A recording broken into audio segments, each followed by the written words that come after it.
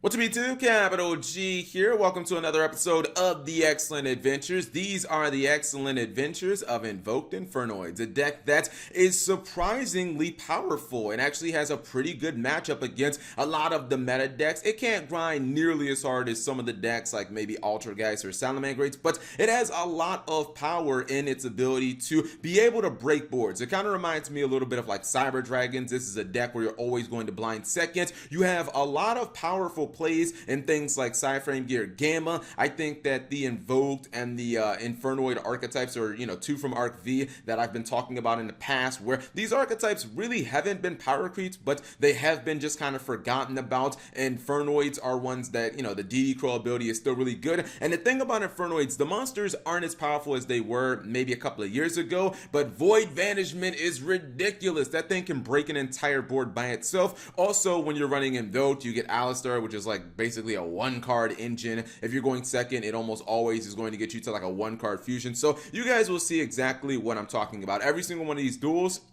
is going to be against pretty much a tier 1 or a tier 2 deck, and I think he's just going to be able to show you that this deck definitely has some good plays, and you do want to blind second with this deck every single time. You would not be running cards like Gamma and some of the other things like Void Vanishment, Gamma, Alistair the Invoker. Like, these are cards that they just work naturally better going seconds, although Alistair obviously can be a strong card going first. And you summon cards like Devyati and Onoku. You want your opponent to have monsters on the field or to have cards in their back row so that you can take advantage and nuke those boards. Paleo player is going to get him here.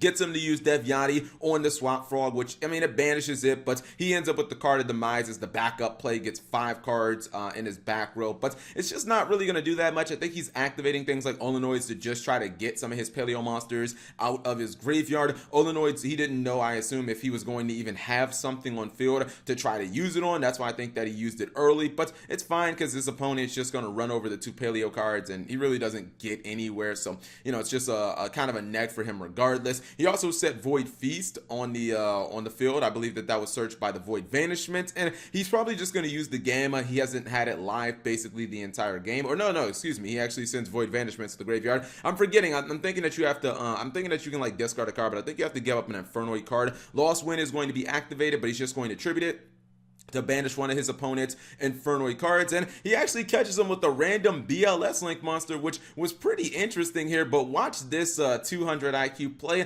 He's going to actually ram Minerva in. BLS says, I'm going to gain some attack. He says, no, you're not. I'm just going to go ahead. I'm going to hit you with that Gamma. Now I got the Omega out during his turn, and he gets to pop the face down because of the Minerva as well. He's going to go for Devyati, pop the back row. Now the player is, or the Paleo player basically is just out of resources. Paleo, not really the greatest top decking deck. He would have had to top deck another card of Demise to probably come back in that duel. We got an Azathoth Turbo build, and again, our guy running the Invoked Infernoids, he's basically going second every single duel. You want to go second with this deck regardless of your matchup, to be honest, unless your opponent is playing maybe an FTK or something like that, in which I guess you could just side and troll anyways. He's not going to actually get the Azathoth, which was unfortunate.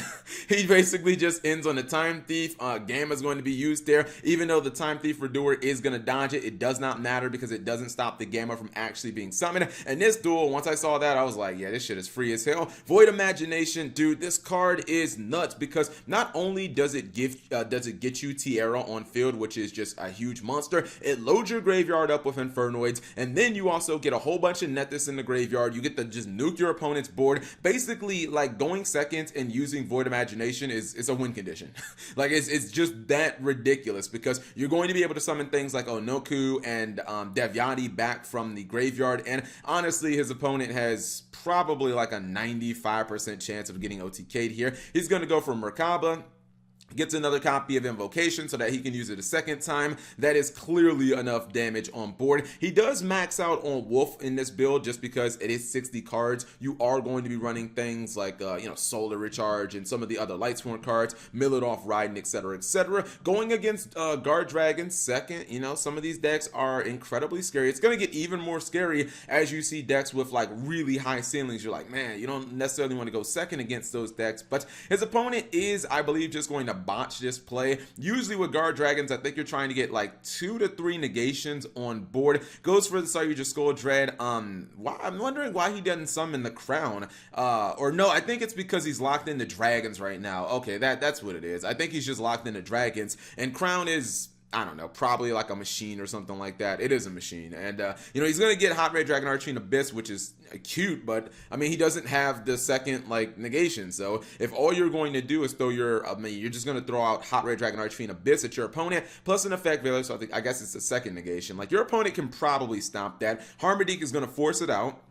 So he basically has to negate it or lose it. He's going to go for the monster gate. That gets him the Decatron. He has to use the effect veiler here, because the thing is, if he doesn't effect veiler, he can just send another Harmonique to the graveyard, and then he can just, you know, threaten the Hot Red Dragon Archfiend Abyss. So I think that he was right probably to use the effect veiler, but there you go with the Void Imagination, aka go second, and it literally is just a win con.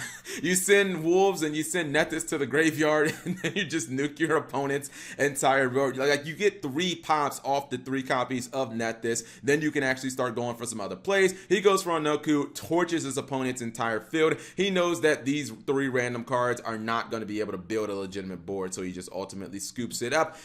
Next duel is going to be against a danger build running some dinosaurs, and he does have the Cypher and Gear Gamma.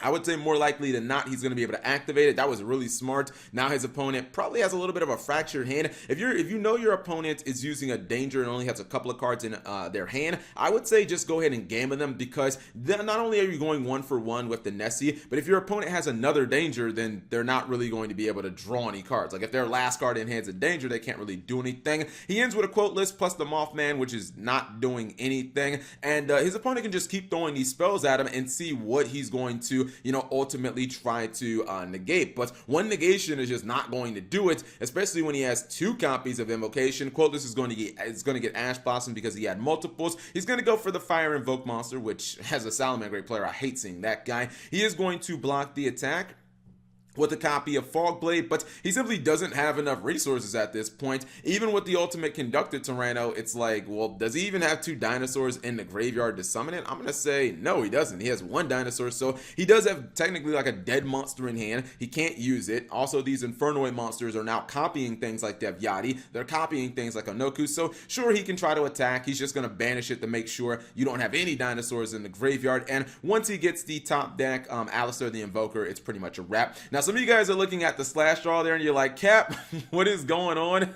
Did we find a deck that can break slash draw even though the card is at limited status now? He did actually take it out of his final build. I saw that and I was like, what are you using slash draw for? Top deck's a Destrudo, that's a dead card. But you know, in this build where you do want to be milling things, I see how it technically can work. Maybe you end up milling like a wolf or, you know, some other card that can actually be kind of useful here. I thought maybe that there would be a possibility of seeing something like Destrudo in this build. I think that could possibly work, but no. Well, I mean, I don't want to spoil the whole build. You guys will see it a little later. Going second against Sky Striker, you're basically trying to get rid of those back row, because you assume your opponent has 1 Widow Anchor, but getting both of your opponent's Widow Anchors out incredibly fast is just really good. You go for the Void Imagination. You nuke your opponent's board. Only has 2 cards on field. Now, the thing here is Sky Strikers do get some of their resources back, because they can get rays on the field, but the thing is they can't trigger 2 rays, so ultimately you are making some progress here. And Steinamus can actually banish 1 of the copies of Ray. It's crazy because he can actually, like, theoretically banish all 3 copies of Ray and basically just make this guy not play with Ray for the rest of the duel, and at that point I'm not really sure Sky Strikers can actually win. I mean, every monster in your deck essentially has a DD Crow built into it, so it's a very legitimate possibility that can actually happen. I mean, I guess he can, you know, kind of juggle the Hornet drones and see where that gets him, but he is going to start taking away some of his targets. He's going to use the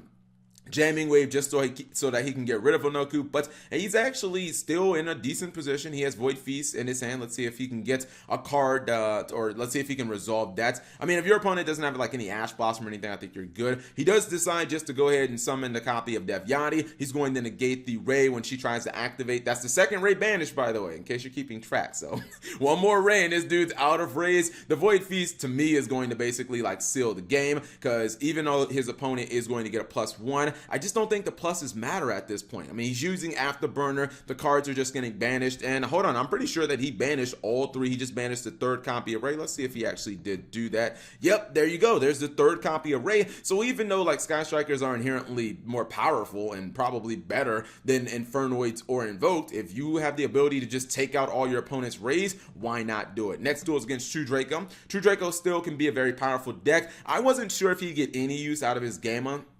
In this duel, I thought it would be quite difficult, not just the Gamma, but the Slash Draw. I'm looking at these cards, I'm like, this isn't particularly the greatest hand, but he does have the copy of Pot of Desires to basically just kind of get him that free +1. He drew into a very live couple of cards, as he had the Ride In, plus he had the Solar Recharge. He has the new Raiko. New Raiko just gets a Pompo and Summon, so that's pretty good. And, you know, Monster Gate might actually get him where he needs to go, and Monster Gate is going to get him a ton of cards. Not only does it get him a Wolf, but I think he's actually going to get I can't remember its name. He's gonna get the Invoknoid, the level 1. Yeah, he gets the Decatron, so his entire graveyard is just loaded up. And I'm thinking we're probably going to see a copy of Devyati come out, because I think that he just wants to get rid of the back row, and then the True Draco player will just basically have nothing left. Goes for Dual Little Chimera. Oh, he actually doesn't go for the he's not gonna go for Devyati. I thought I saw it in his graveyard, but okay, there it is. It's in main phase 2.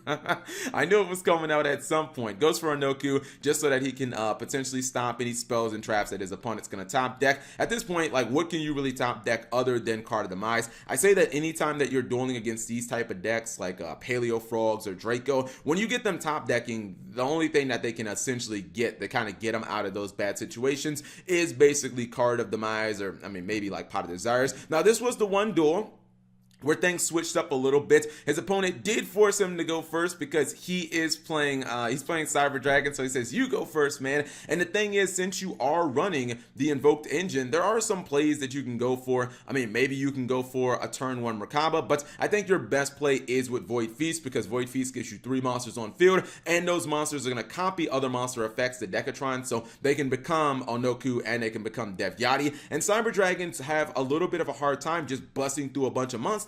Usually what Cyber Dragons will do going second is they'll use the Contact Fusion to get rid of your extra monster, but if there is no extra monster, you can see that the negations are just gonna, you know, maybe hit them a little hard. He ends on basically just a couple of monsters. Those aren't really gonna do anything, and if he goes into his extra deck, you know Void Imagination is just gonna essentially wreck him, which he has 2 copies of, so you know he's just gonna activate the Void Imagination, send some Nethys to the graveyard, pop the copy of Cyber Dragon Seeker. If you're wondering why he's going to pop the Invoknoid Tiara, I'm guessing that he just wants it in the graveyard and he wants the extra monster zone open for the Merkaba, just in case this isn't somehow game. But don't worry, it is actually an OTK. Our final duel, I wonder what my time is looking like. Oh, okay, it's not that bad. Final duel is actually going to be against Altergeist. I thought this would be one of his worst matchups because Secret Village could really shut down his deck, especially if the Altergeist player, I mean, Altergeists are always going to select going first, but he's going to somehow find a way around it, and that's with the Kaiju. So